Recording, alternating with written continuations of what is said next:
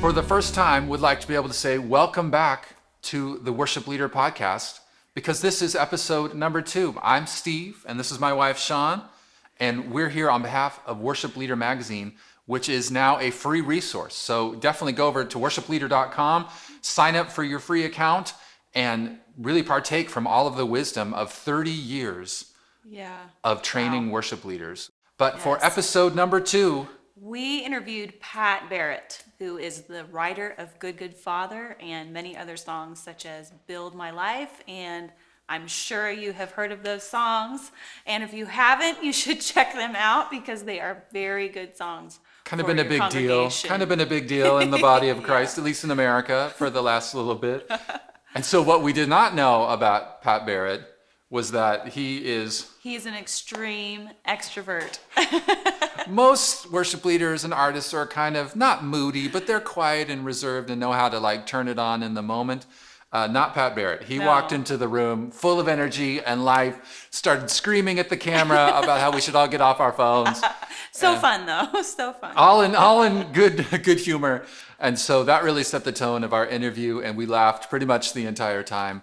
But through all of that humor, he was able to articulate some things about leading worship that I really have never heard anyone else say so eloquently, just in how do you prepare for a service? How much is scripted? How much is intentionally unscripted? And how to do that. Yeah, for relationships. So you are definitely going to enjoy this conversation and be able to glean some important nuggets from it.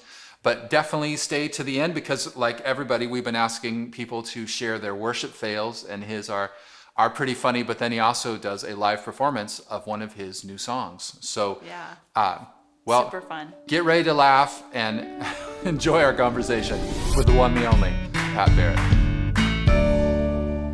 Well, we're here with Pat Barrett for Worship Leader Magazine. Yes. So glad that you're with us. And lots of worship leaders out there listening, probably who know you just by the name or see your face. There's a lot of people in the body of Christ all across the planet. And so when people ask you, what do you do? What do you tell people? What do I do? I say I'm a dad. I have 3 kids. I haven't slept in 7 years. Help. This is actually an intervention. Is this why we're here? Yeah. Is this why we're here? Fix your neck. We're talking about how bad my posture is. Going to a chiropractor about it. Don't want to talk about it. I think I feel like I'm a dad, and I started writing songs when I was younger, and got interested in music around middle school.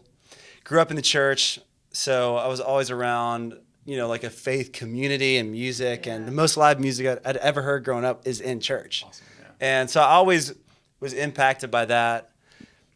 Normal for me to be around people who just passionately sing things that they believe. Mm-hmm. And I don't think I've been able to escape that sound and that feeling when you're around someone. There's a difference when you hear someone sing, and then when you hear someone sing and you're like, oh, you believe that. Yeah. So I think I've just been impacted by that my whole life. So songwriter, dad, incredible dancer. I'm just kidding. That's amazing. Yeah, I wish. That's what I would say. That's awesome. Dad and songwriter. Well, I think a lot of people would recognize some of your work. You were one of the writers of Good Good Father. There's another writer on it. Yeah. So most people will say, I wrote that, but that's usually a collective thing. So we just, whoever is not famous, we just throw them under the bus. But so how did that song come together? And were you just sitting one day and said, you know what? You're such a good dad. That, write a song? It's the opposite. This is a great. I see what you did there. No, I did not. My little kids just told me. Yeah, I was like, guys, you need to put hear this in a song. Yeah, humble brag. I was. It was kind of crazy. That time in my life, I'd just become a dad myself. So I think my daughter at the time was 2, and I felt like she was starting to ask, even though she's 2, 3 years old, she was starting to ask questions that I couldn't. I was already getting stumped. I thought I had 2 more years of this before to ask your mother. Yeah. But I just remember, growing up, and my dad inviting me into this relationship that meant so much to him. And I always felt freedom from my own father from my dad to experience God at a pace that was it was never like really forced on me. And I just really want that for my kids. Yeah. And so part of me is I've become a dad, and I'm thinking about my daughter, and I unbeknownst to me would have 2 more kids along the way coming later. And how do you talk to someone who's 3 years old about the most important relationship that they will ever have? Yeah. And Jesus loves me. Yeah, I mean, it's simple for kids, and for adults, it's so weird. Like, they're learning, and I feel like I'm unlearning.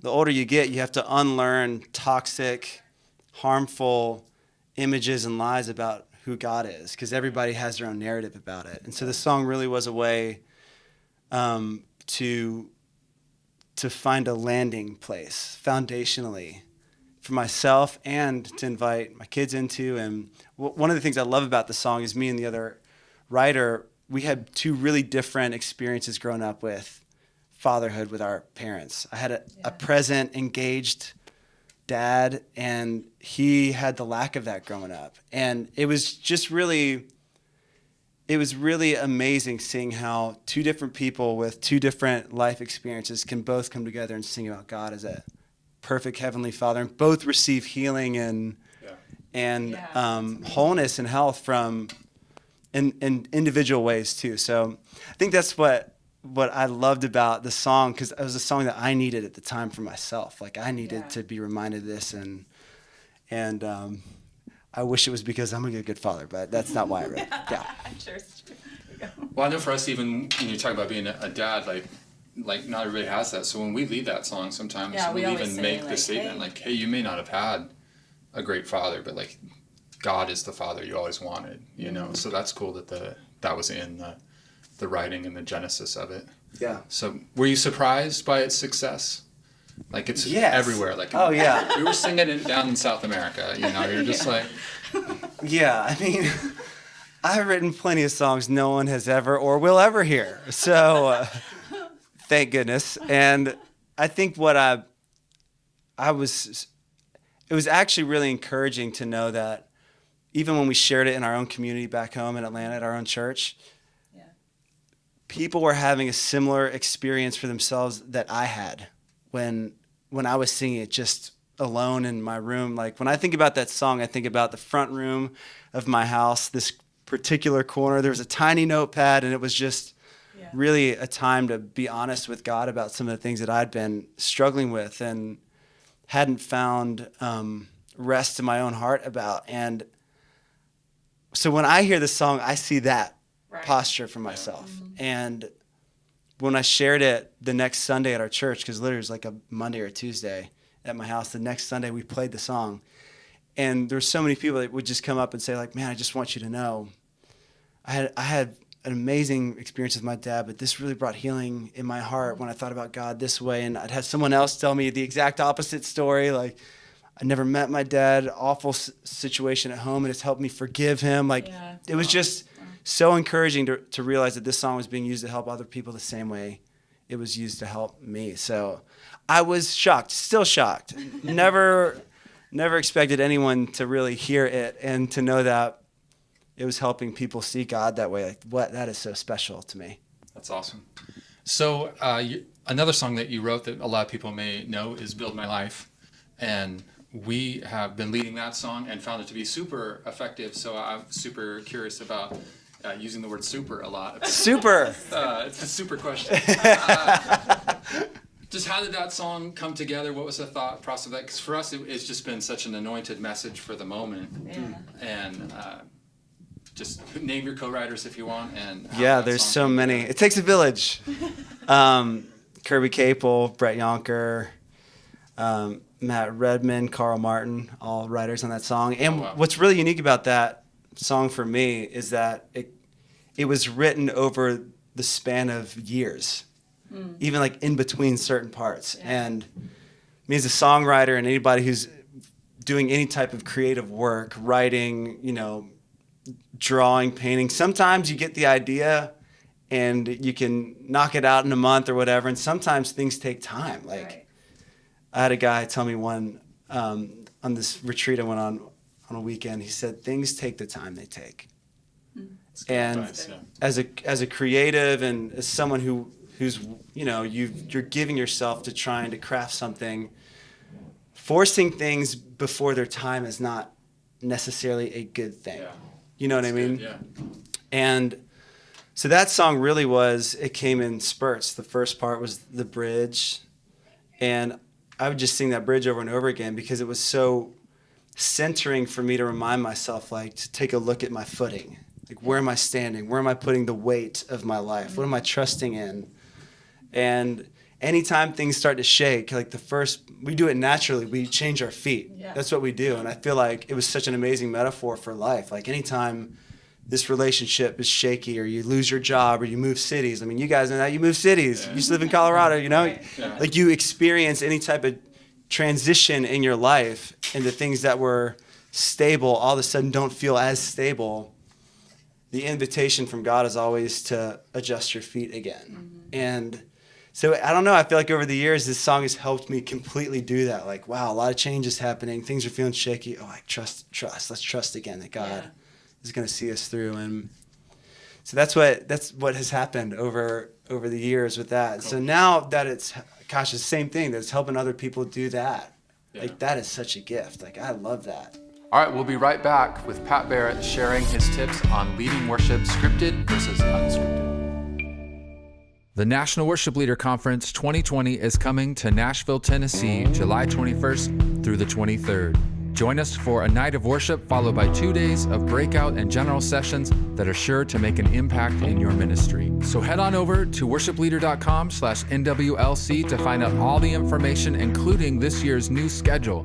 And when you sign up, make sure you enter in the promo code PS2020, which will get you a 25% discount up until June 30th.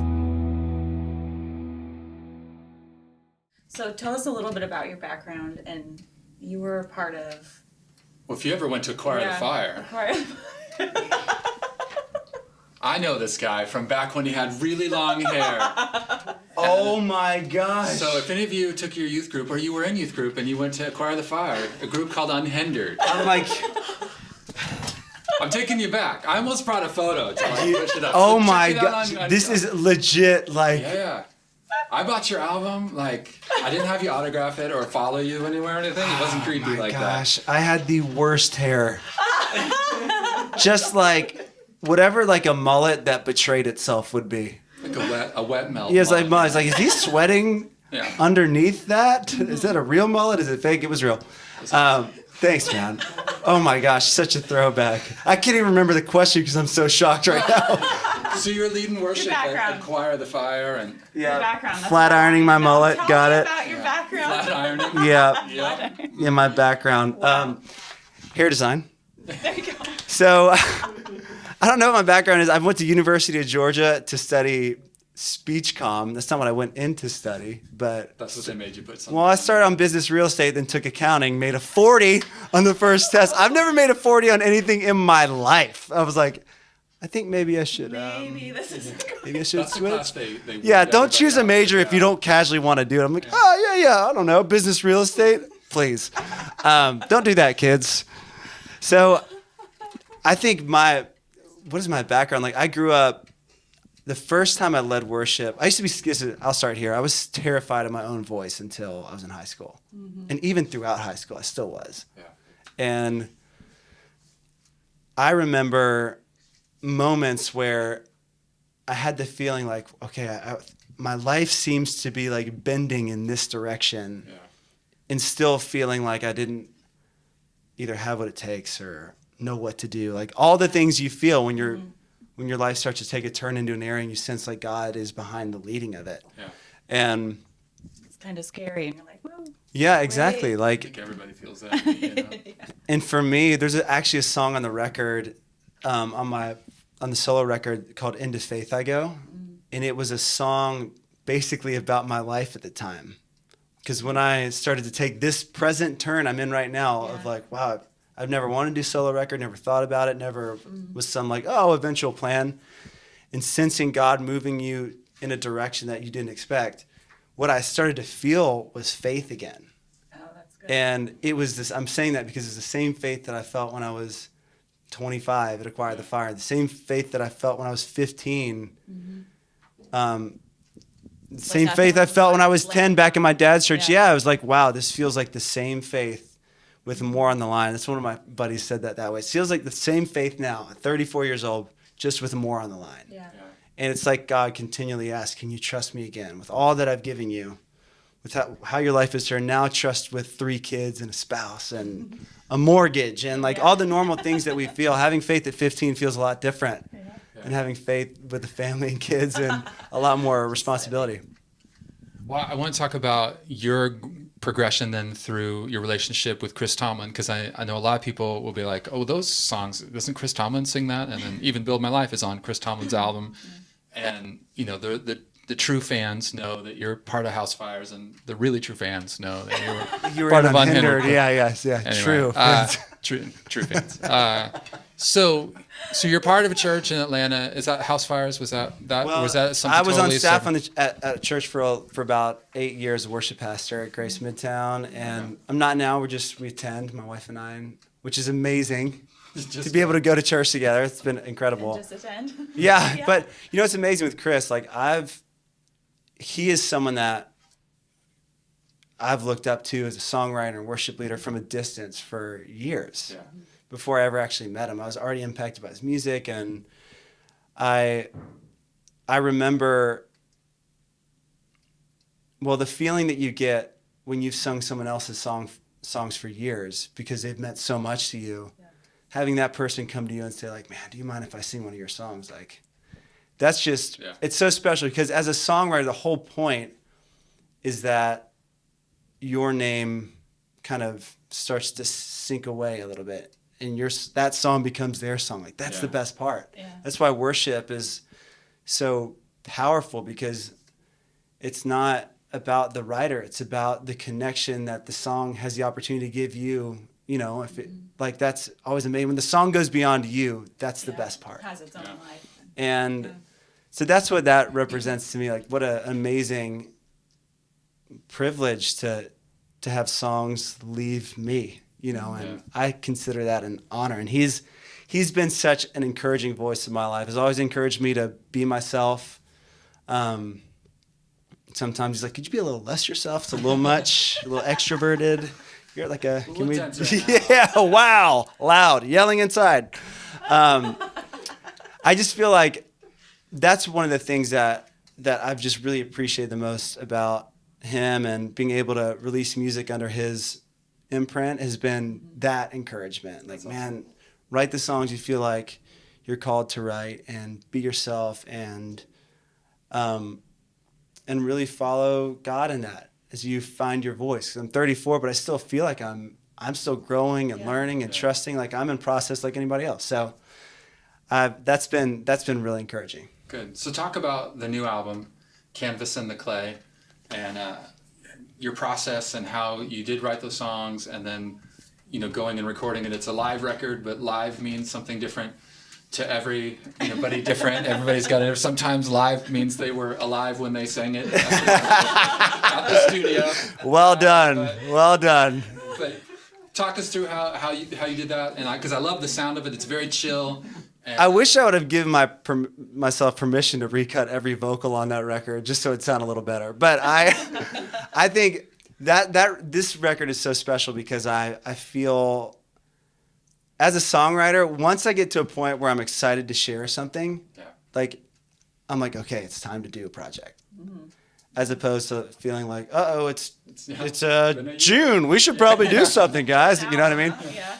And so it was a combination of a couple of things. There are a few songs off this previous solo record, the studio record, that I was really excited to capture a live version of. And then I had 5 or 6 new ones that I found myself really excited to share. I was singing around the house in my own personal worship time. So, I mean, I just love that setting. I love being in a room with people and singing songs that are crafted and, written the way you want to do it. And I also love the space that happens after the song is done. I call it the song after the song, where you just linger and the value system in that type of place is not about getting through a set list. It's about being present in the moment with each other, with yourself, and with God. Yeah.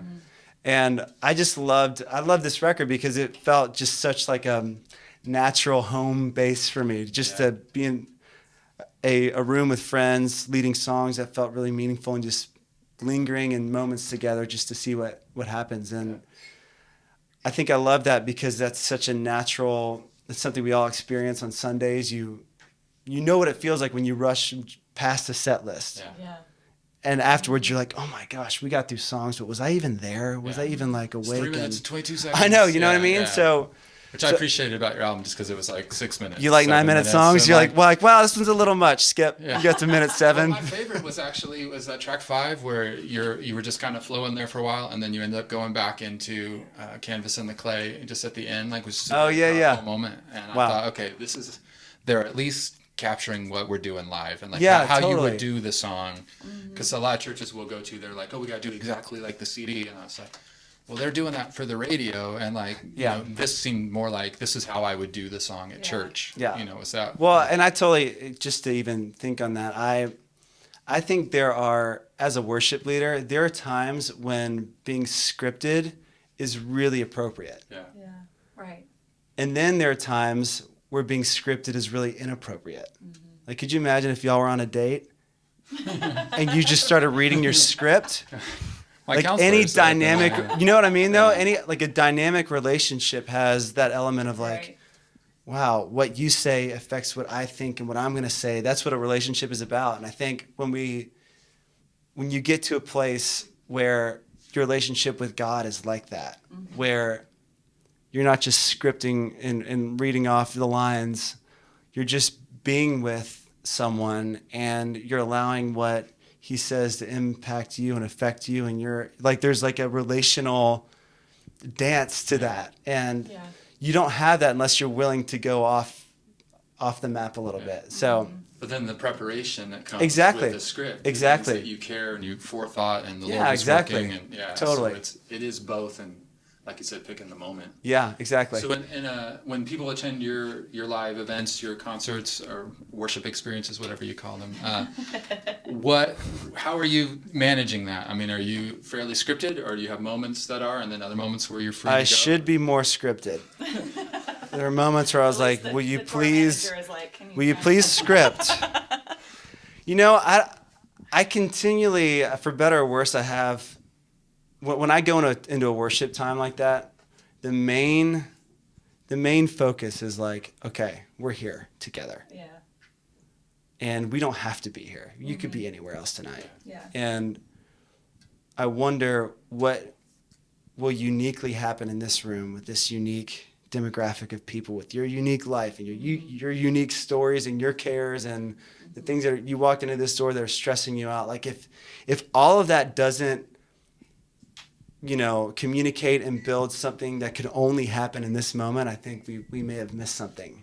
So I try to I go in with set lists that sometimes we hit all the songs, sometimes we don't, sometimes we rearrange them, sometimes I throw in random things, but I don't know. I like that feeling. I like going into my life knowing that it's okay to not know what's going to happen all the time. That's good. And to just, with the preface of, hey guys, this could be not as great as we all thought it was going to be. I was going to ask you then, how do you rehearse that with your team? Yeah, I think you just rehearse. Well, the rehearsal really is more, you play the songs, we know the songs. Right. And you just know that the song's not over when we rehearse the song to be over, and we just watch each other and we communicate, and I have an amazing group of guys I play with that are just, I feel so supported by, and they just know, like, if he gives us that look, it's, who knows? Be ready. Who knows? Yeah, so. That's awesome. So you primarily lead from guitar. What's your go-to guitar? Is there I have my go-to. I have a Gibson Hummingbird right now. Is my go-to. On. Yeah. Shofar is really my go-to. That's my number one. Yeah. So every third chorus. That's yeah. what, So, but I I used to play electric a lot, and then I've just been playing acoustic. Back in Acquire the Fire. Yeah, back in the days. That's awesome. It's good times. Go check it out. There's probably some YouTube Don't. somewhere. Don't. Who That's do you right. hire to change the internet? Someone call Bill Gates. Bill, Bill, can we edit? change the internet real quick. Thanks. Would you Thanks. mind? I'm writing a senator to ask him to change it. That's awesome. Well, we encourage everybody to go check out the new project. Go see. He's traveling around the country, parts of the world, I'm sure, at some point. And Pat Barrett, everybody. So thanks so much. Thank you.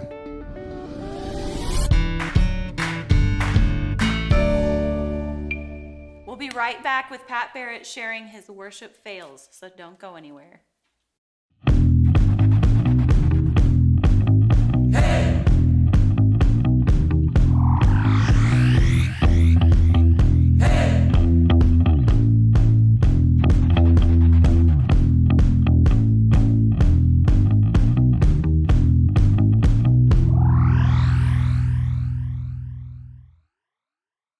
Hey, this is Pat Barrett, and oh my gosh, the worst moment that's ever bombed leading worship. There's so many to count. I've capoed the wrong fret.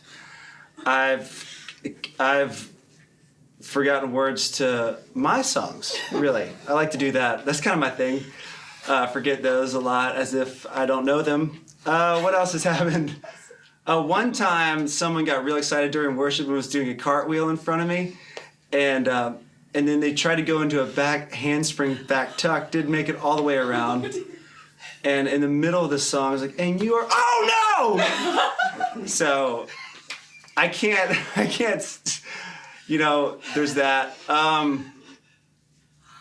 Shown up with, oh gosh, there's so many bad ones. I don't feel like I've gotten hurt yet. I haven't fallen off the stage yet. That's kind of like my new adventure. I'm hoping that will happen.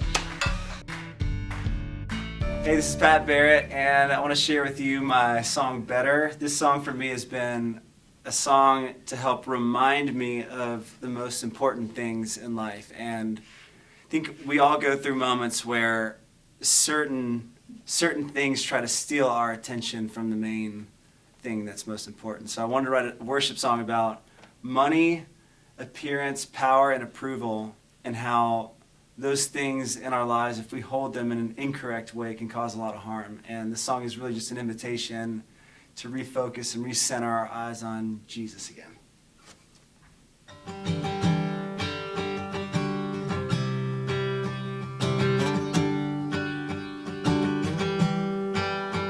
All the money that the world could hold, mountains made of solid gold, and riches that could buy my dreams.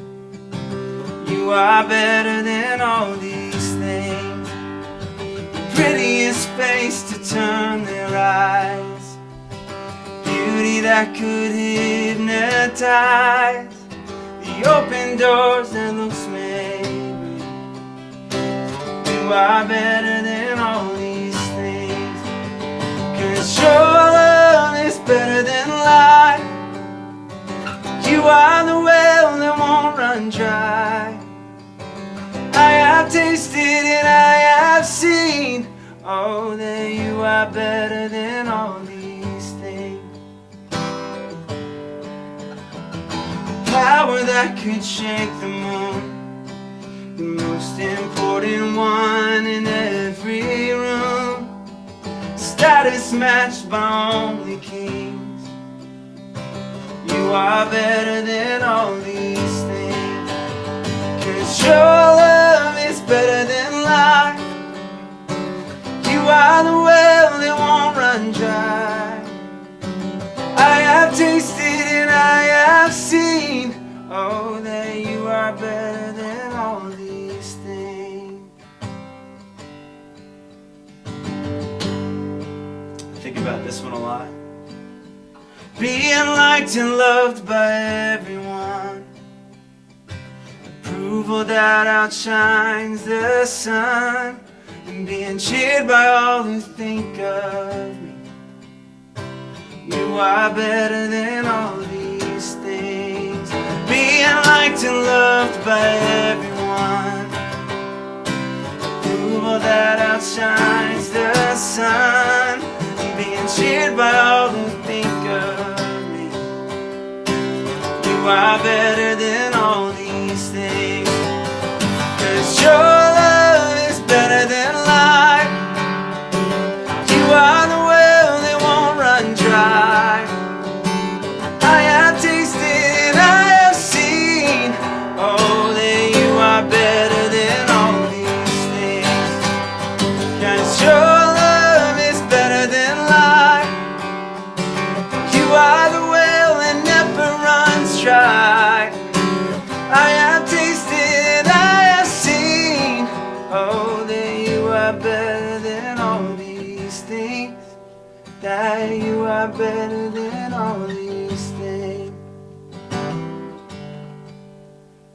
So turn your eyes upon Jesus. Look full in his wonderful face, and the things of earth will grow strangely dim in the light of his glory and grace. Turn your eyes, oh, turn your eyes upon Jesus. Look full in his wonderful face, and the things of earth will grow strangely dim in the light of